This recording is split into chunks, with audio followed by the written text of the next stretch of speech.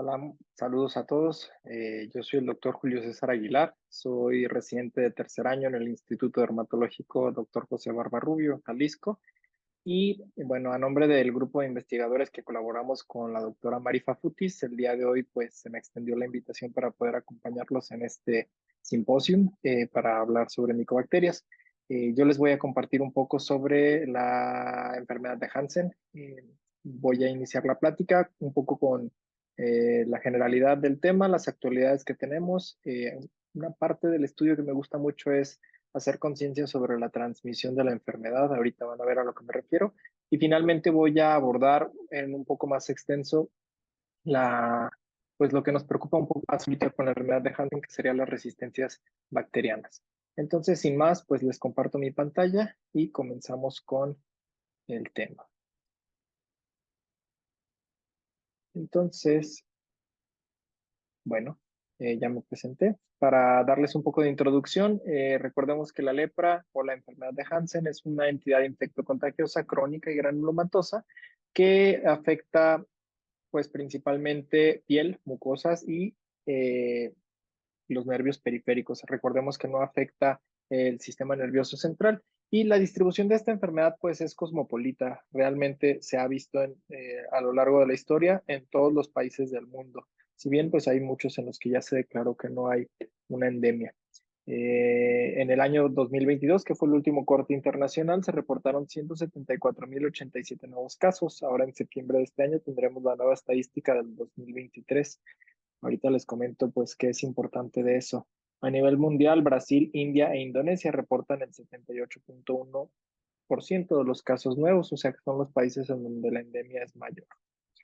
Bien, como epidemiología ya les comentaba, pues la incidencia no ha disminuido realmente en los últimos años después de las cifras que se reportaban previo a la pandemia que llevaban una meseta de 200.000 aproximadamente nuevos casos al año.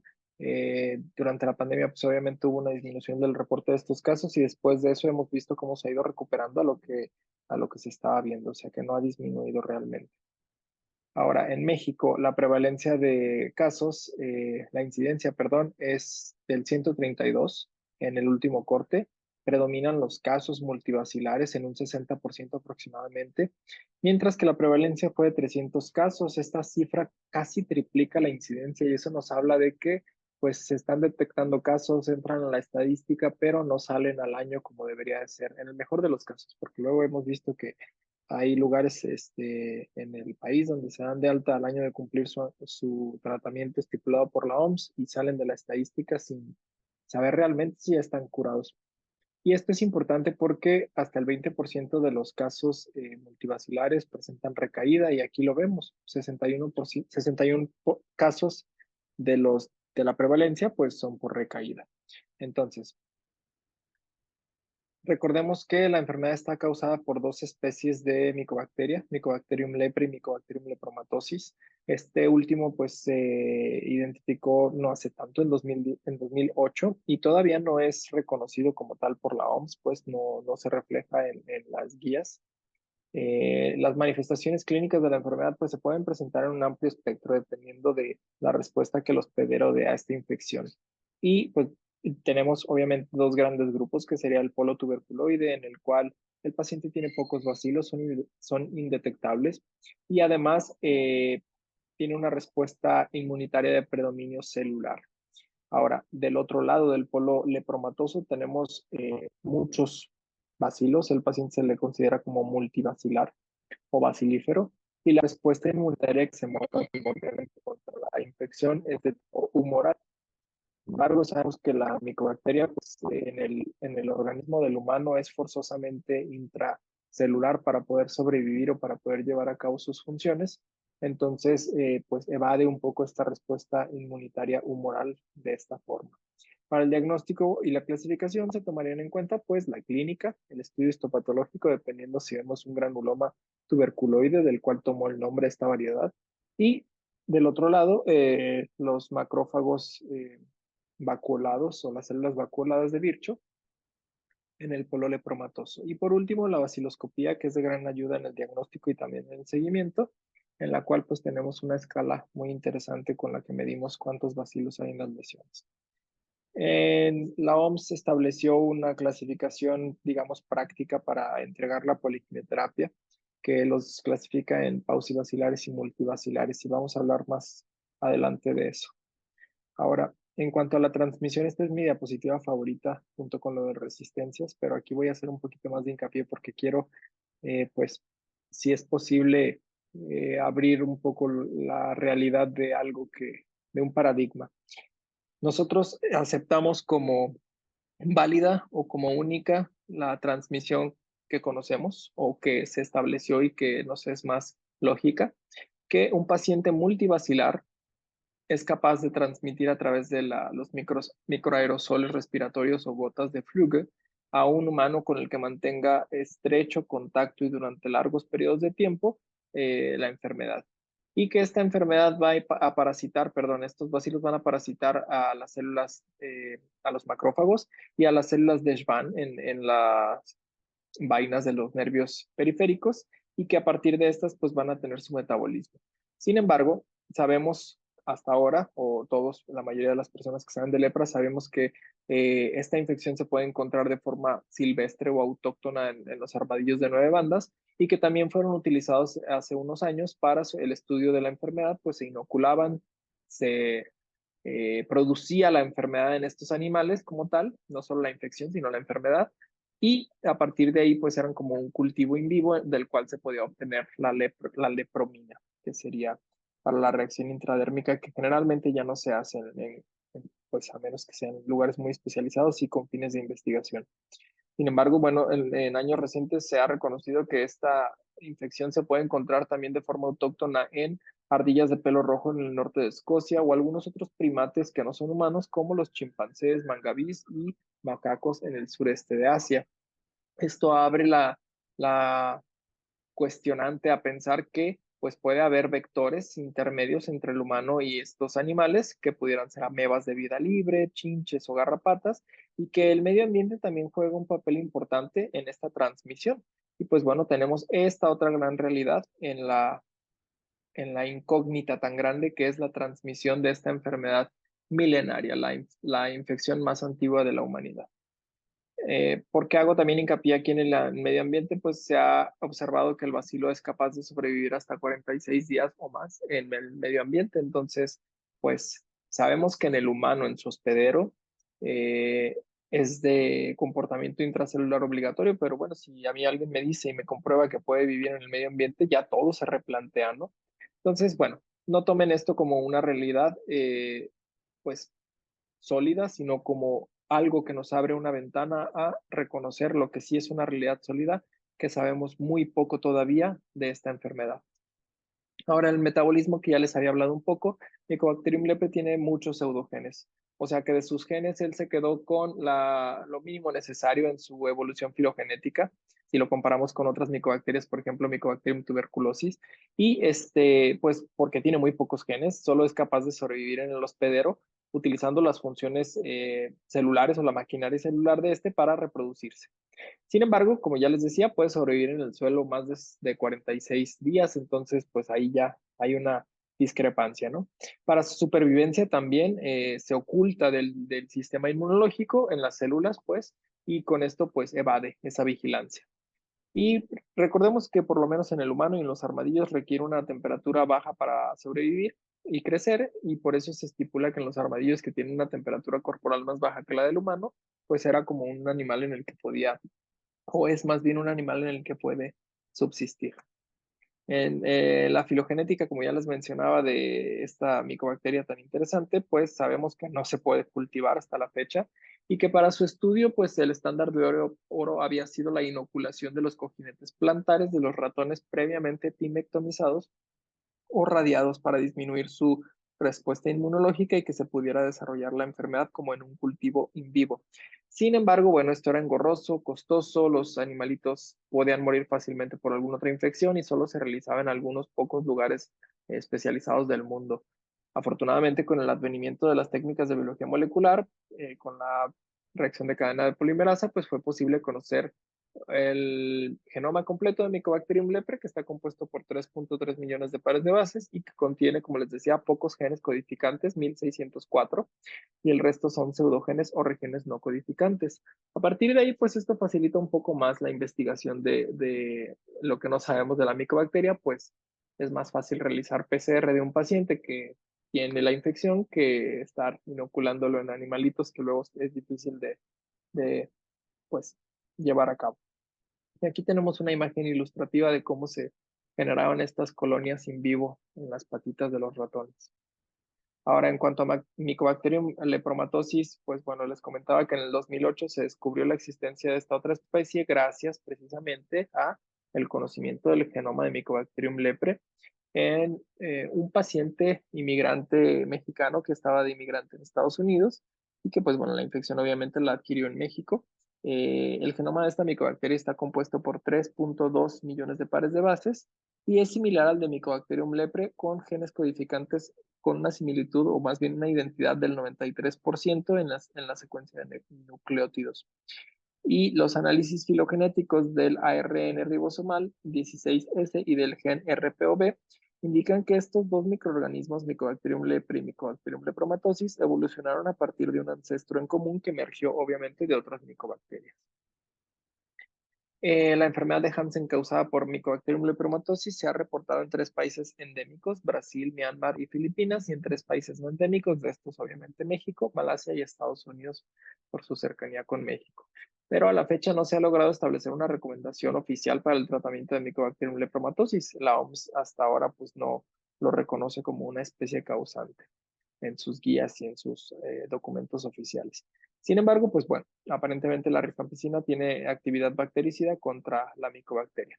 Sin embargo, bueno, la susceptibilidad a dapsona o clofazimina no es clara en la infección causada por esta micobacteria. En México sabemos esto, se ha hecho este estudio. Eh, Sé que en Monterrey el doctor Lucio Vera también realiza estudios al respecto, pero el que está publicado a la postre de esto y que la verdad a mí me sorprendió la primera vez que lo leí en el 2012 se publicó este estudio, se realizó PCR en 120 bloques parafinados de biopsias de pacientes mexicanos diagnosticados con enfermedad de Hansen y se encontró la presencia de micobacterias en 87 de estos 120, 55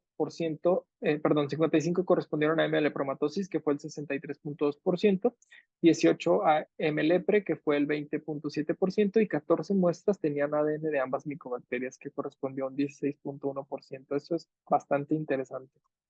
Ahora, como les comentaba, en 1998 la OMS estableció la clasificación práctica para poder administrar la poliquimioterapia y bueno, ellos nos dicen que si hay un paciente con 5 o menos lesiones cutáneas, que no podamos detectar bacilos y que no haya afectación nerviosa, se consideran paucibacilares y reciben tratamiento con la poliquimioterapia, que está compuesta por rifampicina como fármaco bactericida, clofazimina y dapsona como bacteriostáticos durante 6 meses, y los casos con 6 o más lesiones cutáneas con cualquier afectación nerviosa o que se demuestre la presencia de bacilos en un frotis de piel o en la biopsia se consideran multivacilares y deberían recibir la poliquimioterapia de primera línea durante un año. Ahora, es muy fascinante ver la historia de la poliquimioterapia porque yo creo que la historia de las resistencias bacterianas no es más que la de la poliquimioterapia. La dapsona se comenzó a utilizar en 1940 y ya para 1953 se reportó el primer caso de resistencia a dapsona y para 1970 ya había recaídas y resistencia hasta en un 19%. En 1976 se detectó resistencia a rifampicina y en 1981 en un intento por mitigar esta emergencia de casos resistentes, la OMS recomendó la poliquimioterapia de primera línea, pues en la enfermedad de la tuberculosis también se veía que estaban aumentando las resistencias a rifampicina, entonces pues eh, esto motivó a la OMS a llevar también una poliquimioterapia hacia la lepra. Claro que fue altamente efectiva y se observó que pues se disminuyó la incidencia de esta enfermedad en muchísimos países del mundo.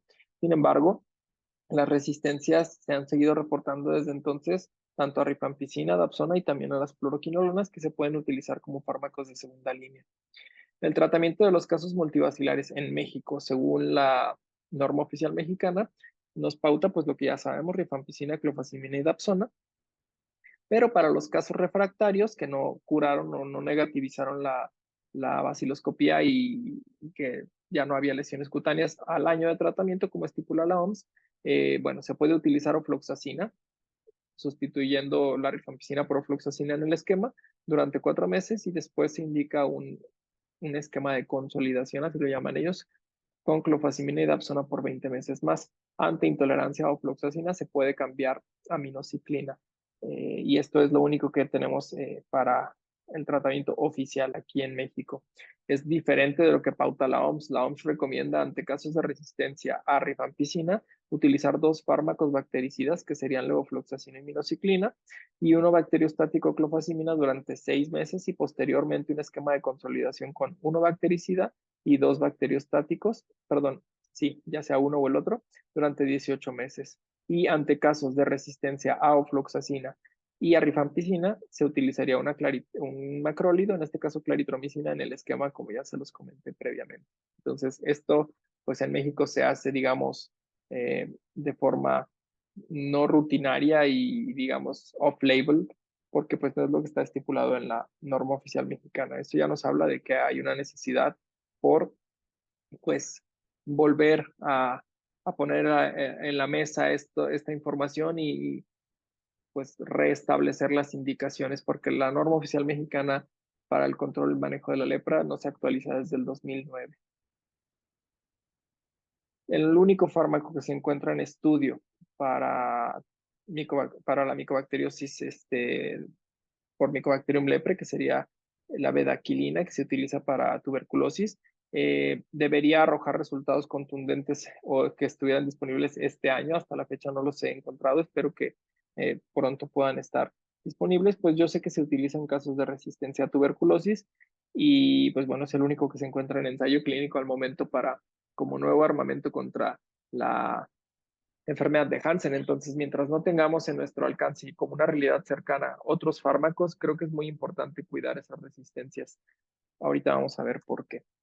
Entonces, en el estudio genético para determinar si la tipificación, perdón, de la enfermedad de Hansen para ver si es Mycobacterium lepromatosis, Mycobacterium lepre, pues bueno, tenemos que este superó al modelo del ratón, pues porque con este se lograban identificar las cepas analizadas en un 70% en el modelo animal, pero con PCR pues en un 100%.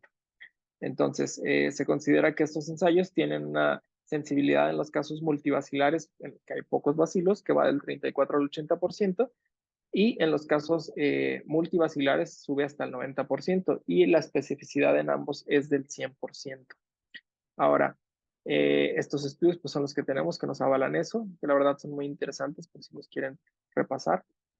Y hablando nuevamente de resistencias bacterianas, pues bueno, conociendo el genoma de la micobacteria, se pudieron encontrar las regiones determinantes de resistencia a fármacos, por sus siglas en inglés de RDR, y con ello fue posible conocer los genes que se han asociado con resistencias bacterianas. El gen FOLP para Dapsona, el gen RPOB a rifampicina y el gen GIRA a ofloxacina. Entonces, con esto, bueno, el primer estudio de vigilancia de las resistencias bacterianas se llevó a cabo del 2009 al 2015 por la OMS en 19 países o regiones endémicas que les llamaron países o regiones centinela. Y pues bueno, a partir de este estudio se determinó una prevalencia global de resistencias bacterianas del 8%, para rifampicina fue del 3.8%, para dapsona del 5.3% y para ofloxacino del 1.3%. En un estudio más reciente del 2022, una revisión sistemática y un metaanálisis, se estimó una tasa de resistencias bacterianas del 10.18%, que en la región del Pacífico Oeste fue mayor y que ha sido mayor después del 2019. Además, fue mayor en casos de recaída que en casos de reciente diagnóstico. Esto habla, pues bueno, como un factor que pudiera ser propicio para el desarrollo de las mutaciones, pues es un paciente que tiene carga bacilar alta, donde los bacilos pues tienen la posibilidad de habituarse y mutar, ¿no? Y individualmente las resistencias bacterianas que se reportaron fueron de 4.4 para Dapsona, 3.66 para rifampicina y 1.28 para ofloxacina. Ahora aquí en México, el primer caso en el que se evidenció la resistencia bacteriana por el método de PCR fue en este estudio que está publicado con un grupo de investigadores donde colaboró la doctora Fafutis, y se encontró una sustitución del nucleótido en el codón 53 del gen POLP, que es para Dapsona.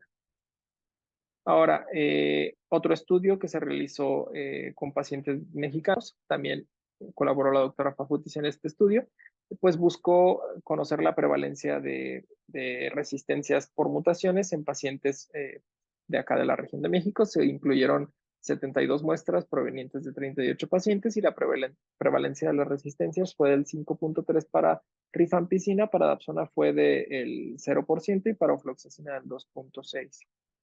Ahora, buscando esto en Mycobacterium lepre, lo único que se ha podido identificar es que no hay mutaciones activas o silentes en los sitios determinantes de resistencia a fármaco que ya les comenté, pero sí hay una mutación no sinónima en el codón 54, que está entre los dos sitios importantes del dominio para el gen de Dapsona, entre los codones 53 y 55. No sabemos el significado que esto tiene, si le confiere pues resistencia innata o constitutiva a Dapsona o no. Y todas las secuencias mostraron pues este cambio. En Jalisco, en el medio donde estamos nosotros, en los últimos tesis de investigación que se han realizado en el Instituto Dermatológico en el 2022, a cargo de la doctora Juárez, se realizó un estudio retrospectivo y observacional en el que se incluyeron 118 pacientes, 74 hombres y 44 mujeres, y el objetivo pues era conocer la frecuencia de las resistencias en pacientes con poliquimioterapia que se atendieran en nuestro instituto. Y pues bueno, acá de 61 pacientes, perdón, de estos 118 pacientes, 61 se determinaron curados con baciloscopía negativa y sin lesiones cutáneas, que correspondió al 51%. Sin embargo, 54 pacientes, que correspondía al 45.7%, al año no habían negativizado, tenían baciloscopía positiva, y algunos tenían baciloscopías con índices baciloscópicos de una cruz, pero con datos de actividad clínica. Sabemos obviamente que pues mayor a 2 cruces todavía hay bacilos viables, y en uno de ellos ya se había identificado esa resistencia por estudio genético. Ahora, en otro estudio que se realizó un año posterior a cargo del doctor Varela, él tuvo como objetivo evaluar la respuesta baciloscópica a la poliquimioterapia, e incluyó 41 casos en este estudio retrospectivo y descriptivo que él realizó. Y él concluyó en sus resultados que al año de tratamiento, 4 pacientes alcanzaron la negativización versus 37 pacientes que persistían positivos. Esto quiere decir que pues, los pacientes no se curan la mayoría con un año de tratamiento, como estipula la OMS. Y al término del segundo año de tratamiento, solo 18 pacientes de los previos, 37 habían negativizado. Entonces, pues bueno, esta es la problemática que estamos viendo. Ahora, ya para terminar, pese a que la prevalencia de resistencias aún se considera baja, yo creo que la detección oportuna y su monitorización son tendencias importantes. De su tendencia, perdón, son importantes y se encuentran en línea con los nuevos objetivos de la estrategia del control de la lepra. En México, la investigación de resistencias bacterianas por mutación genética no se realiza de forma rutinaria, y pues bueno, de entrada la norma oficial no define lo que es resistencia bacteriana en esta enfermedad, solo define lo que es una recaída. Los objetivos de la nueva estrategia incluyen lo siguiente: que no haya casos nuevos autóctonos en 120 países, que se reduzca al 70% de los casos nuevos anuales, que haya una reducción del 90% de la de la incidencia de casos nuevos con discapacidad grado 2. Y esto quiere decir que cuando se detectan casos con discapacidad grado 2, traduce que estamos detectándolos de forma muy tardía, o sea que no se está haciendo investigación de contactos. Y que se disminuya la incidencia en 90% de los casos de lepra pediátrica, y esto traduce, cuando hay una incidencia en casos pediátricos, traduce que hay una transmisión activa de la enfermedad. Pues sabemos que toma tiempo para que la enfermedad se transmita, y los niños pues precisamente por eso han estado expuestos ya de un tiempo. Esto habla de una transmisión activa. Como conclusiones, la incidencia de la enfermedad de Hansen no ha disminuido en los últimos años. En México predominan los casos multivacilares de la enfermedad y que están causados por ambas especies de la micobacteria. Y bueno, en México, por lo menos por ese estudio que les mostré, predomina la enfermedad causada por Mycobacterium lepromatosis. No sabemos si se están curando o no se están curando por que la poliquimioterapia sea o no efectiva contra la infección causada por Mycobacterium lepromatosis. Entonces, como les comento, hay mucho que no sabemos y mucho que vale la pena seguir investigando. La prevalencia de las resistencias bacterianas parece ir en aumento por los datos que les muestro y por lo tanto, pues es importante tomarla en cuenta, detectarlas de forma temprana y otorgar un tratamiento oportuno para prevenir la transmisión de cepas resistentes y también para, pues, interrumpir la cadena de transmisión de la enfermedad en general. Les dejo aquí mis datos de contacto por si alguno de ustedes está interesado en conocer un poquito más sobre las resistencias bacterianas y les comparto que en este momento, como mi tesis de grado para obtener el grado de dermatología, yo estoy realizando un estudio en el Instituto Dermatológico. Montamos la técnica de PCR en la Universidad de Guadalajara para, pues precisamente, tipificar y conocer si hay mutaciones, perdón, si existen estas mutaciones asociadas a resistencia en los pacientes que estamos viendo que ya llevan más de un año con tratamiento y persisten con lesiones y carga bacilar con bacilos viables. Entonces, pues bueno, ahorita de forma preliminar no les puedo dar como tal un resultado, pero les puedo comentar que hemos tenido pues buen apoyo de parte de la jurisdicción de Jalisco para estar monitorizando a los pacientes y pues estamos haciendo las tipificaciones. Entonces, bueno, les agradezco nuevamente la invitación y quedo atento a las preguntas que puedan surgir. Gracias.